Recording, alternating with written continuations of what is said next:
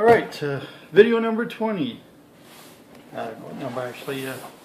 Just lost track of the number, so let's call it 20. So we got a Cisco switch, a decent size one, 26 port. I use these for clients that have 10 to 20 users. Seems to cover most of the clients. Don't get the 16 ports. You'll end up having to, either buy another switch or swap it out for a bigger one. So if you got clients that are, 10 or more, just go straight on and get the 24 port switch. And this seems to be a fairly good for small business. This is not enterprise class. You're not going to be pushing all that data through it. So, it's $300 Canadian, and that's what it's good for. They say lifetime warranty, but I think these are 5-year Cisco lifetime warranty, so don't expect too much. If you have these connected to UPS, they last a long time. If you connect them directly to a power source without any kind of UPS or line cleaners, you're going to have problems. These will die if you directly connect them to a power source. Brownouts, power failures over time, these things will die. If you connect them to UPS, a decent UPS, these things will go for a long time and you won't have any problems.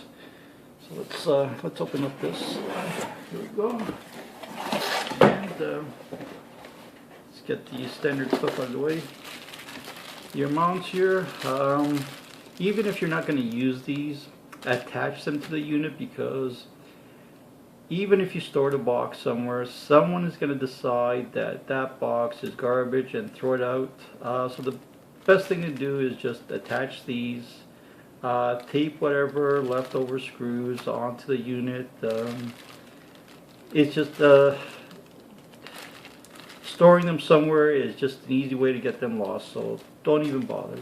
Mount them on. It doesn't look as nice, but it's better than trying to find the mounting kit and the screws afterwards.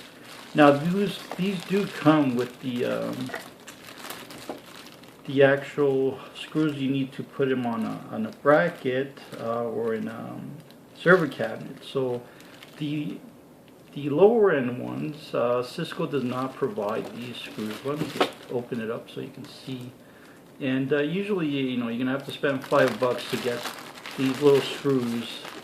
But in this model and higher models, or more expensive models, I should say, they do come with the actual mounting screws to mount it onto a bracket or server cabinet. So that's a good thing. But if you do need them, any store that sells cabling and just general electronics gear, they should be able to have them, but if not, you could always get them online. But it's a hassle when you need it last minute and you don't have them. So let's put that out of the way. Standard power cord. The good thing about this cord is that it has a vent in it, so it doesn't stick out. So if the server cabinet or environment you're putting these in is really tight, this L-shaped cord is much better than the straight cable, power cable. So another good thing, well thought out. Most switches just come with these straight out ones, so good decision here. Let's put that aside. Toss out of the way.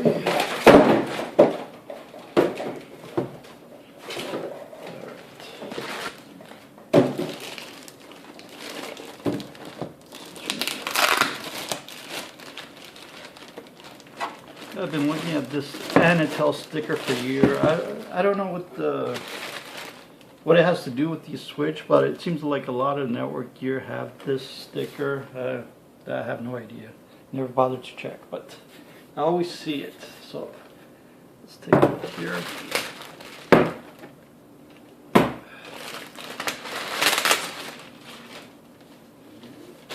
Okay, so manuals, instructions.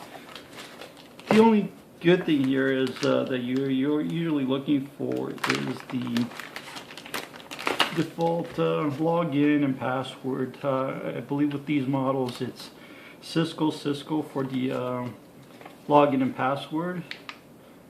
And yes, it is. And the default IP address is 192.168.1.254.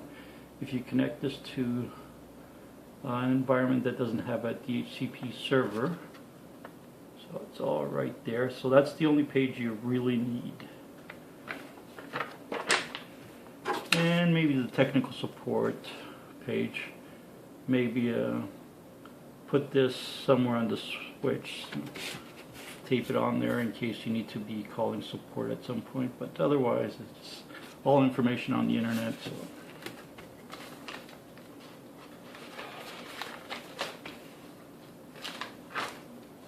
Alright, so what do we got here? So it's 26 ports, so it's okay. So I believe these are just SFP, not SFP plus. So you'll need the modules for those if you plan on using SFP. But otherwise, all the other ports are fully functional, just straight Ethernet. So you can link these together using these ports here, or any port actually. You could do link aggregation with any of the ports, so you can link the switches with more than one cable if you wanted to. It just depends on your application, I guess, if it truly benefits from that. Link aggregation doesn't work the way people think it does, so you might not see a performance boost just by adding more cables and connecting them without actually configuring it properly and having the right software to take advantage of that. Here we got the reset factory default. So if you configure the switch and set the password to something and you forgot, the easiest thing to do is just factory reset it, get a paper clip and just stick it in there. I don't know if it's these units, but with some units, if you have the Ethernet cables plugged into a device, sometimes the switches don't reset, so you have to remove them from complete connection to a device. This may have been an issue early on, but in case you're getting a switch that's not factory resetting, just unplug the cables and try it that way. That's what I found seems to work with a lot of devices. So if you're trying to reset something and it doesn't reset and you still have devices plugged in, remove those cables and usually that solves that problem. That's as much as we can see from just I don't know if this has fans or not.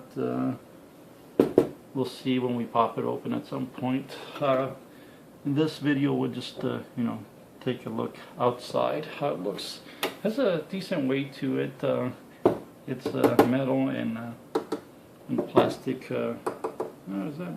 I think that's metal also, actually. Yeah, that's all metal. So it's a decent switch.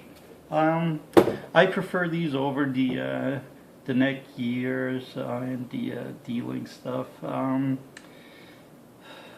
I had some issues with the neck gears in the past. They're probably better now, but I've had units arrive, DOA, and ports not working, and so these have been really consistent. I hadn't had one bad one, but and who knows, neck gears quality might have improved. They're also doing a lifetime warranty, but well, maybe it's just because they had some problems in the past and that's why they're doing it. D-Link stuff I would stay away from. I don't know their quality these days, but usually anything that's sold in stores and there's a lot of it usually means it'll die after the first year. Even if it's targeted for small business, if you can pick it up at your local computer store, usually they know it's going to die, so that's repeat business for them. They don't really care. They don't want junk that fails immediately, but If the stuff can go a year or more, that's great, because they know they have repeat business and they really don't care. So these will last longer than a year. They will last. I've had some of these for 5 years straight, 24/7, and they don't need resets. They don't start behaving strangely. They work just fine. So it's a reliable switch. So unless Cisco changes something tomorrow, these have been really good. So it's another product I would recommend. Again, so if you can get the 24 or 26 port in this case, get it, and it'll save you some time. You won't have to try and deal with the client that doesn't want to pay for money to upgrade a few ports and just wants to put another little switch somewhere in a corner where it's going to cause you some problems. So always more ports, always direct cabling from your device to the switch. Try to avoid little switches everywhere. So this is a good solution.